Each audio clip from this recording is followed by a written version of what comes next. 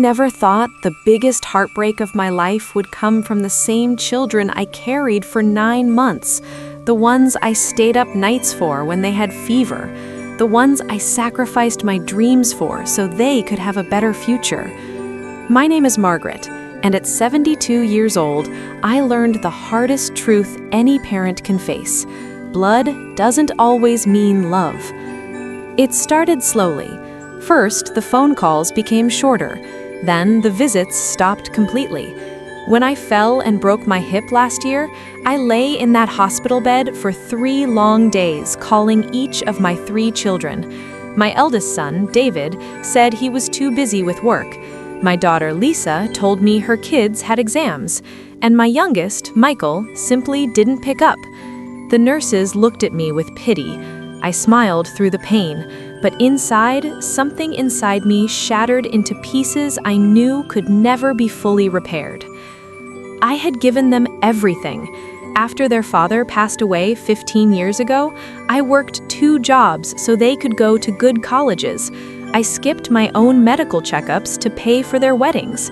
I sold my late husband's gold watch so Lisa could have her dream honeymoon. Every birthday, every Christmas, every milestone, I was there.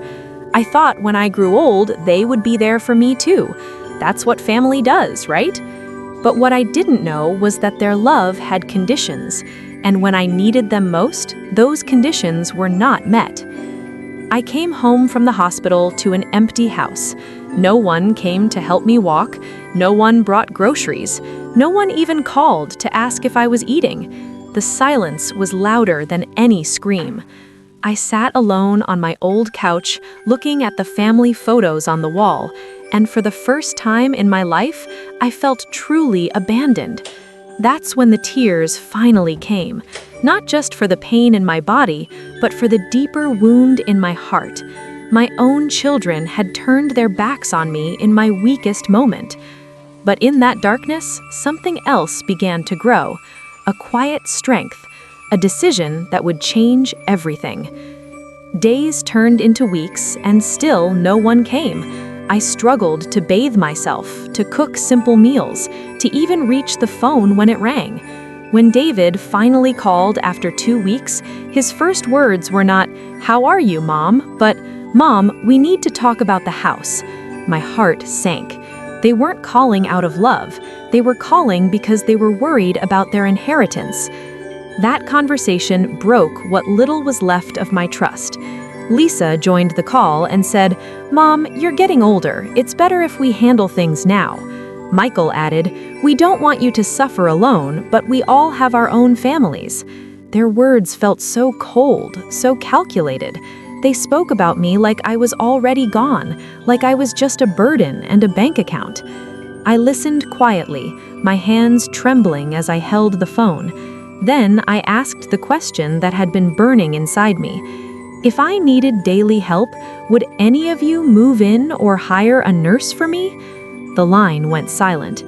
David cleared his throat and said, "We can visit on weekends." Lisa added, "You know we love you, Mom, but we have responsibilities." Love? That word suddenly felt empty. That night, I couldn't sleep. I kept replaying every sacrifice I made for them. The nights I went hungry so they could eat. The dreams I buried so they could fly. And now, when my body was failing and my heart was lonely, they refused to care for me. The betrayal cut deeper than any knife. I felt discarded, unwanted, invisible. But pain has a way of opening your eyes. I stopped waiting for their calls. Instead, I started making my own plans. I called my old lawyer, Mr. Thompson, the same man who had helped me after my husband's death. When I told him what my children had said, he was quiet for a long moment. Then he asked gently, "Margaret, do you want to change your will?" At first, I hesitated. These were my babies. But then I remembered lying alone in that hospital bed, pressing the call button with no one coming. I remembered the empty house and the cold voices on the phone. And in that moment, I made my choice. Yes, I was going to change my will.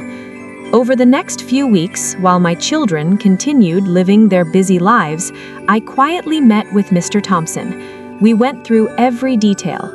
I left enough for each of them to remember me, but the bulk of everything I had worked for all my life, the house, the savings, the small investments, I redirected it, not to them, to a local senior care foundation that helps elderly parents who have been abandoned by their families, the same kind of place that had offered me help when my own children refused. I didn't tell them, not yet. I wanted them to feel the same shock I felt when they abandoned me. The day I signed the new will, I felt lighter than I had in months. It wasn't revenge in the loud, angry way. It was justice. It was me finally choosing myself after a lifetime of putting everyone else first. A few months later, when my health had improved a little, my children suddenly started visiting more often. They brought flowers and fake smiles. David even offered to help with groceries, but I could see in their eyes they were checking the house, calculating its value. Lisa asked casually, "Mom, you haven't changed anything in your will, right?" I just smiled and said, "Why do you ask, dear?" The real moment came when Mr. Thompson sent the official letters. My children received them on the same day. I can still picture their faces when they read that the house they expected to inherit, the savings they thought were theirs, would mostly go to the Senior Care Foundation instead. David called first, voice shaking with anger and disbelief. "Mom, what have you done? This is our inheritance." Lisa cried on the phone, saying I was punishing them unfairly. Michael sent long messages blaming me for being selfish in my old age. I listened calmly to each of them. Then I spoke from the heart. "I gave you my youth, my health, my everything. When I needed you, you refused to care for me. Now I'm choosing to care for those who actually need it, the way I once needed you." The silence on the other end was heavy. For the first time, they had nothing to say. Today, I live peacefully in my house. I have hired a kind caregiver who checks on me daily. The Senior Foundation sends volunteers who sit with me, talk with me, and make me feel valued. I planted new flowers in the garden, ones that bloom even when no one is watching.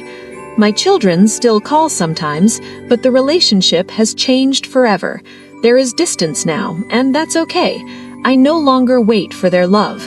I have learned the most important lesson of my life. Respect and care are not automatic just because someone shares your blood. They must be earned every single day.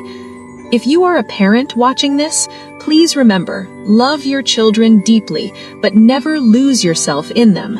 And if you are a child watching this, know that one day your parents will grow old. The way you treat them then will be the way your own children may treat you. I changed my will not out of anger, but out of self-respect, and in doing so, I finally found peace. Never let anyone make you feel like a burden when you've spent your whole life carrying others.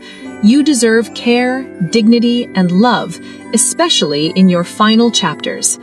That's my story, and I hope it helps someone choose themselves before it's too late.